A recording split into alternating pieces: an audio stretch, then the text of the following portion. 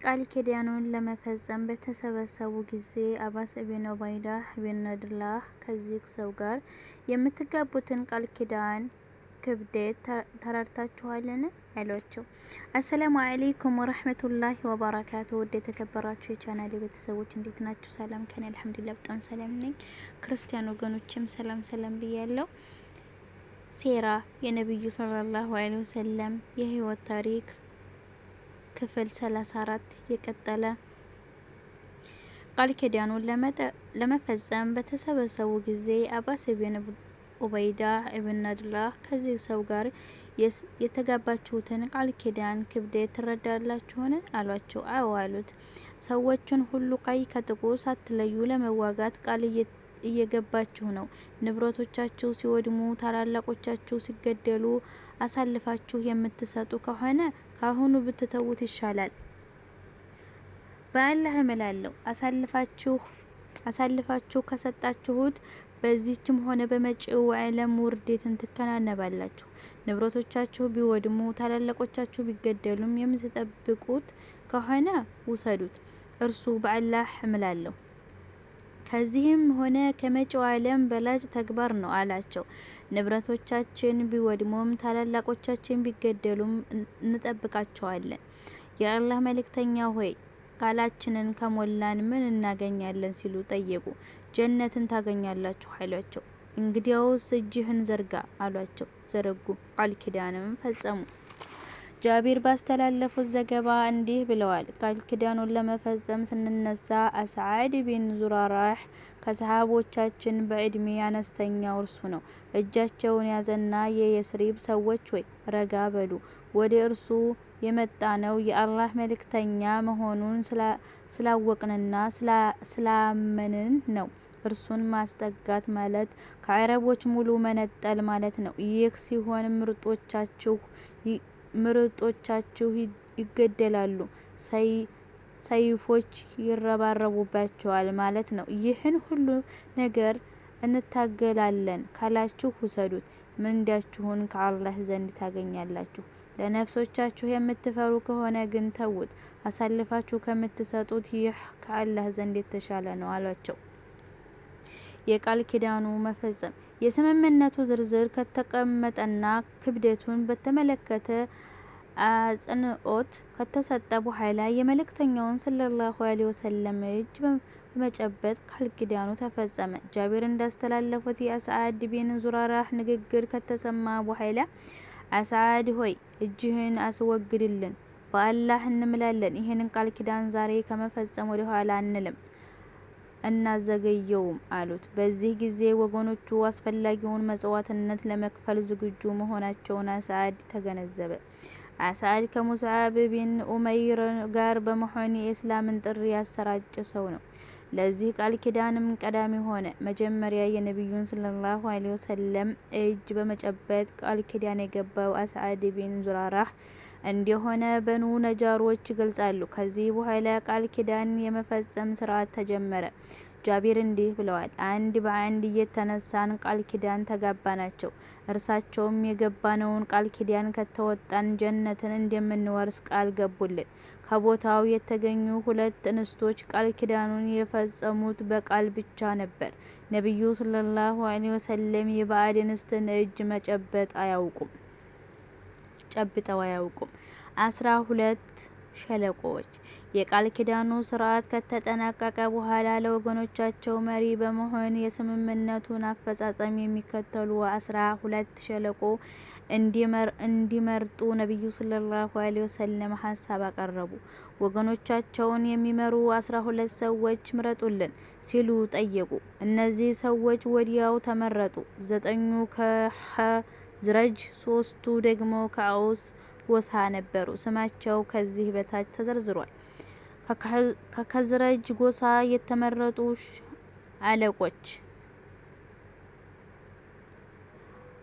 አለቆች አንደኛ ሰዓድ ቢን ዙራራ፣ ሁለተኛ ሰዒድ ቢን ረቢዕ፣ ሶስተኛ አብዱላህ ቢን ረዋህ፣ አራተኛ ራፊዕ ቢን ማሊክ፣ አምስተኛ በራእ ቢን መዕሩር፣ ስድስተኛ አብዱላህ ቢን አምር፣ ሰባተኛ ኡባዳት ቢን ሳሚት፣ ስምንተኛ ሰዓድ ቢን ኡባዳት፣ ዘጠኛ አልሙንዚር ቢን አምር ከአውስ ጎሳ የተመረጡ አለቆች። አንደኛ ኡሰይድ ቢን ሁደይር፣ ሁለተኛ ሰዓድ ቢን ኸይሰማህ፣ ሶስተኛ ሪፍዓህ ቢን አብዱል ሙንዚር። እነዚህ አለቆች ከተመረጡ በኋላ የወገኖቻቸው መሪዎች ከመሆናቸው አኳያ ነብዩ ሰለላሁ ዐለይሂ ወሰለም ተጨማሪ ቃል ኪዳንን ለነሱ ያዙ። እንዲህ አሏቸው፣ የኢሳ ሐዋርያቶች ለኢሳ ወኪሎች እንደነበሩ ሁሉ እናንተም ለወገኖቻችሁ ወኪሎች ናችሁ። እኔም ለወገኖቼ ሙስሊሞች ወኪል ነኝ አሉ። እነሱም እሺ ሲሉ መረዳታቸውን ገለጹ። ሰይጣን ስምምነቱን ማጋለጡ። ሴራ ክፍል 35 ሰይጣን ስምምነቱን ማጋለጡ። ስምምነቱ ተፈጽሞ ስብሰባው ሊበተን ሲቃረብ ከሰይጣናት መካከል አንዱ የደረሰበት ሚስጥሩን የደረሰበት በመጨረሻ በመሆኑና ሰዎቹ ሳይበተኑ የቁረይሽ መሪዎች ሲደርሱባቸው ዘንድ ለማሳሰብ በቂ ጊዜ ስለሌለው በከፍታ ቦታ ላይ ወጣና በከፍተኛ ድምፅ በየቤቱ ያላችሁ ሆይ ሙሐመድና ሌሎቹ አፈንጋጮች ምን እያደረጉ እንደሆነ ታውቃላችሁን? እናንተን ለመዋጋት ተባብረዋል ሲል ጮኸ። ነብዩም ሰለላሁ ዐለይሂ ወሰለም ይህ የአቀባህ ርኩስ ነው፣ የአላህ ጠላት ሆይ አላህ እምላለሁ የአንተን ጉዳይ የተለየ ጊዜ ሰጥቼ አወጣለሁ አሉ። ተሰብሳቢዎቹም ወደ የማረጋቸው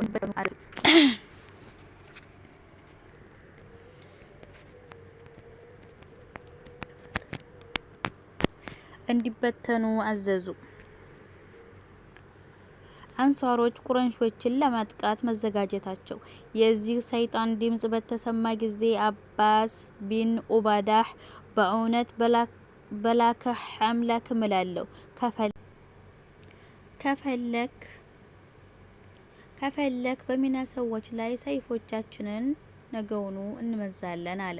ነብዩም ሰለላሁ ዐለይሂ ወሰለም እንዲህ አናደርግም፣ አልታዘዝንም፣ አሁን ወደ ማረፊያችሁ ተመለሱ አሉ። ተመልሰው እስኪነጋ ድረስ ተኙ። ቁረይሾች ለየስሪብ ሰዎች ስሞታ ስለማቅረባቸው።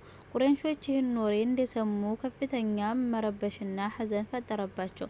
ምክንያቱም እንዲህ አይነት ስምምነት በህይወታቸውና በንብረታቸው ላይ ሊያስከትል የሚችለውን አደጋ ጠንቅቀው ያውቁ ነበር። ሲነጋ ከመካ ባላባቶችና እውቅ ወንጀለኞች የተዋቀረ አንድ ልዑክ ወደ የስሪብ ሰዎች ማረፊያ በመሄድ በዚህ ስምምነት ላይ ያለውን ተቃውሞ እንዲህ ሲል አሰማ። የኸዝረጅ ሰዎች ሆይ ይህን ባልንጀራችንን ሙሐመድን ከመካከላችን ነጥላችሁ ለመውሰድ እንደመጣችሁና እኛን ለመዋጋትም ቃል ኪዳን እንደተጋባችሁ ደርሰንበታል። በአላህ እንምላለን ከየትኛውም የአረብ ጎሳ ይልቅ እናንተ ጋር መዋጋትን አጥብቀን እንጠላለን። ቃል ኪዳኑ በከፍተኛ ሚስጥርና በሌሉበት በመፈጸሙ የኸዝረጅ ጣዖታውያን ምንም አይነት መረጃ ስላልነበራቸው የተፈጸመ ምንም ነገር የለም፣ የምናውቀውም ነገር የለም ሲሉ በመሃል አስረግጠው ነገሩ። የአብደላህ ቢን ሰሉል ዘንድ በመሄድም ጠየቁት። እርሱም ፍጹም ስህተት ነው፣ መሆን አይችልም፣ ወገኖቼ ያለኔ ይሁንታ እንዲህ አይነት ነገር አያደርጉም አለ።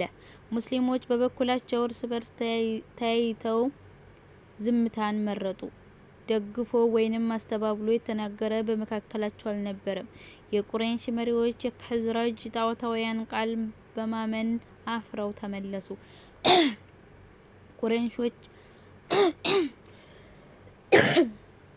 ቁረይሾች ወሬን ማረጋገጣቸውና ቃል ኪዳን የተጋቡ ሰዎች ማሳደዳቸው የመካ መሪዎች ወሬ ሐሰት መሆኑን ከሞላ ጎደል እርግጠኛ ሆነው ተመለሱ። ማነፍነፋቸውን ግን አላቆሙም። በመጨረሻም ድርጊቱ በእውነት መፈጸሙን ደረሱበት። ይህ የሆነው ሐጃጆች ወደ የመጡበት ከተመለሱ በኋላ ነበር። እናም የየስሪብ ሰዎችን ለማሳደድ ጋላቢዎቻቸውን አሳመሩ። ጊዜውን ካለፈ በኋላ ሆነና እድል አልቀናቸውም። ይሁንና ሰዓድ ቢን ኡባዳህ እና ሙንዚር ቢን አምርን ማየት በመቻላቸው አሳደዷቸው። ሙንዚር አመለጠ። ሰዓድን ግን አሳደው ያዙት። በግመሉ ማሰሪያ ጠፈሩት። እየመቱና እየጎተቱ እንዲሁም ጸጉሩን እየሳቡና እያሰቃዩ ወደ መካ ይዘውት ሄዱ። ሙጥዒም ቢን ዓዲይና ሐሪስ ቢን ሐርብ ቢን ኡመያህ መጥተው አስለቀቁት። ምክንያቱም በመዲና የሚያልፍ ቅፍለታቸው የጥበቃ አገልግሎት ይሰጥ ስለነበር። አንሷሮች ሰዓድን ሲያጡት ሊመለሱ ወስነው ነበር፣ ግን ወዲያው ብቅ አለ። ሁሉም በሰላም መዲና ገቡ። ሁለተኛው የአቀባ ቃል ኪዳን ይህንን ይመስላል። በይአተል አቀበተል ኩብራ ታላቁ የአቀባ ቃል ኪዳን በመባል ይታወቃል። በአማኞች መካከል በተፈጠረ እጅግ አስደናቂ የፍቅር፣ የመተሳሰብና የመረዳዳት ድባብ ፍጹም ግሩም በሆነ በተማመነ ጀግንነትና መስዋዕትነት የተፈጸመ ስምምነት ነበር። የየስሪብ አማኝ መካ ውስጥ ላለ ደካማ ወንድሙ ማሰቡና መጨነቁ በጉልህ የታየበት፣ ለእርሱ ያለውን ወገንተኝነት በግልጽ ለበደሉ የተቆጨበትና በዚህ ስሜቶች ውስጥ ለአላህ ሲል በሩቅ ለወደደው ለዚህ ወንድሙ ያለው የፍቅር ስሜት ፍጹም የታደሰበት ድንቅ ስምምነት ነበር። ይህ የፍቅር ስሜት በጥቂት ቀናት ውስጥ የሚከስም ግልብ አልነበረም። ምንጩ በአላህ በመልእክተኛውና በመጽሐፍ ማመን ነው። ለየትኛውም የግፍና የተንኮል ኃይል የማይፈታ ጽኑ እምነት ውስጥና የሚያጸናና ወደ ስራ የሚያመላክት አንጸባራቂ እምነት። ሙስሊሞች በዚህ አይነት እምነት አማካኝነት እስካሁን አቻ ያልተገኘላቸውና ወደፊትም የማይገኝላቸው ድንቃድንቅ ተግባራትና አሻራዎች በታሪክ መዝገብ ውስጥ ለማስፈር ታድለዋል። ሂጅራ ስደት ሴራ ክፍል 36 ስደት። ሁለተኛው የአቀባ ስምምነት ተፈጽሞ እስልምና በክህደትና በመሐይምነት በተሞላ በረሃ ውስጥ ሀገር ለመመስረት የሚያስችለውን ስኬት ከተጎናጸፈ በኋላ ነብዩ ሰለላሁ ዐለይሂ ወሰለም ለሙስሊሞች ወደዚህ የእስልምና ሀገር እንዲሰደዱ ፈቀዱላቸው። ኢስላም በዚህ ስምምነት ያገኘው ስኬት እንቅስቃሴውን ከጀመረበት ዕለት አንስቶ ካስመዘገባቸው ስኬቶች ሁሉ የላቀ ነው። ስደት ማለት ዓለማዊ ጥቅምን ትቶ ሀብት ንብረትን ሰውቶ ህይወትን ብቻ ማትረፍ ማለት ነው። ህይወትም ቢሆን ለአደጋ የተጋለጠ ነው። በጉዞ ላይ እያሉ መገደል ወይንም መሞት ይኖራል። ፍጻሜውን ወደማያውቀው ሐዘንና ሰቆቃ የቋጠረ ሊሆን ወደሚችል ሂደት ውስጥ መግባት ማለት ነው። ሙስሊሞች ይህን ሁሉ እያወቁ ስደት ጀመሩ። ጣዖታውያኑም አደጋውን ስለተረዱ ስደቱን ለማጨናገፍ የሚችሉትን ሁሉ አደረጉ። በዚህ ረገድ ጥቂት የስደት ታሪኮችን እንመልከት። አንደኛ፣ የመጀመሪያዎቹ ስደተኞች መካከል አቡ ሰለማህ ይጠቀሳል። ከታላቁ የአቀባ ስምምነት 1 ዓመት ቀደም ብሎ ነው የተሰደደው። ለስደት ሲዘጋጅ አማቾቹ አንንተስ አሻፈረኝ ብለሃል፣ ይህችን ባለቤትህን ግን ሀገር ለሀገር ይዘሃት እንድትንከራተት አንፈቅድልህም በማለት ባለቤቱን አስቀሩበት። የእርሱ ወገኖች በአማቾቹ ድርጊት ተቆጡ። ባለቤቱን ካስቀራችሁበት ልጁን አንሰጣችሁም በማለት ለመውሰድ ተጋበዙ። ሁለቱ ወገኖች ልጁን ይዘው ሲጓተቱ የልጁ እጅ ወለቀ። በመጨረሻ የባል ወገን አሸንፎ ይዞ ሄደ። አቡ ሰልማህ ብቻውን ወደ መዲና ተጓዙ። ኡሙ ሰልማህ ባሏ ከተሰደደና ልጇም ከተወሰደ በኋላ ጠዋት ወደ ሜዳ እየወጣች እስኪመሽ ድረስ ማልቀስ የዘወትር ድርጊቷ ሆነ። በዚህ ሁኔታ 1 ዓመት አለፈ። ከዘመዶቿ አንዱ በሁኔታዋ በማዘን ይህችን ምስኪን ከጭንቅ አትገላግሏትምን? ከባሏና ከልጇ ነጥላችሁ አስቀራችኋት አለ። ከፈለግሽ ወደ ባልሽ ሂጂ ሲሉ ፈቀዱላት። ልጇን ከባሏ ዘመዶች አስመልሳ ወደ መዲና ስደት ጀመረች። ከመካ እስከ መዲና ያለውን 500 ኪሎ ሜትር ርቀት አንድም ሰው አብሯት ሳይኖር ብቻዋን ተጓዘች። ተዕንዓም ከተባለ ቦታ ስትደርስ ኡስማን ቢን ጦልሓ አገኛት። ሁኔታዋን ከተረዳ በኋላ እስከ መዲና ድረስ ሸኛት። ቁባህ ከተባለው ቦታ ሲመለከት ባልሽ ቀየ ውስጥ ነው። በአላህ በረከት ግቢ አላትና ወደ መካ ተመለሰ።